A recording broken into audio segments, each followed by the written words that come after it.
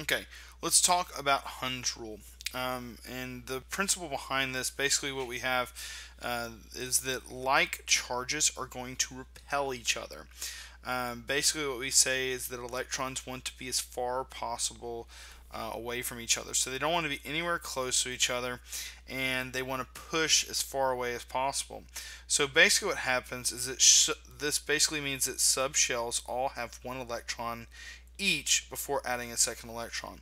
Now we can represent the electrons as arrows, and basically what we can do is we can break everything up into their orbitals and then their subshells. We know that here you can see that this one is S and we see that this one is P. Well, in S, remember, it can only hold 2 electrons, so it only has one subshell. Okay, it only has one line. But P has 3 subshells, so therefore it has 3 lines. And basically what the Hund rule means is that basically every single subshell will get an electron before another one gets 2. Okay, so the next electron would go right here, and then the next electron would go right there.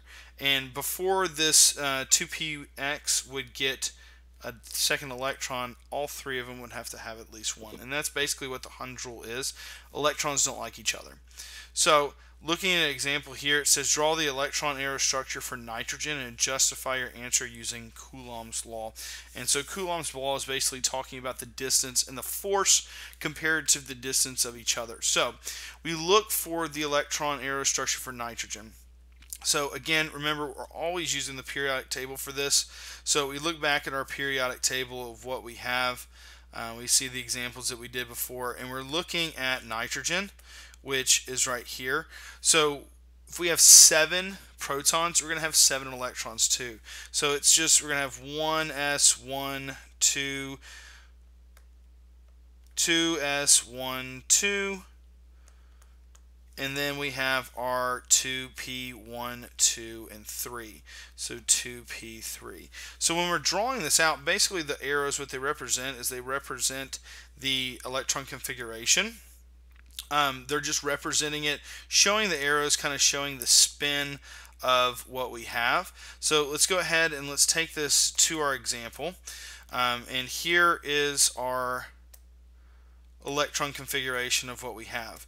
Now to draw the arrows for it, the S's, so our 1s, S's always get one kind of line on top, so one place, and then we have our 2s, and it gets one line because it's an S, but our P, that's going to get, our 2P gets 1, 2, 3. And so we see that it's going to have 3, and it's going to represent kind of looking like that. Now what we're going to do is we're going to take this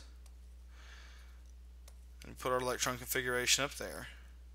We're going to take this and we're going to fill it.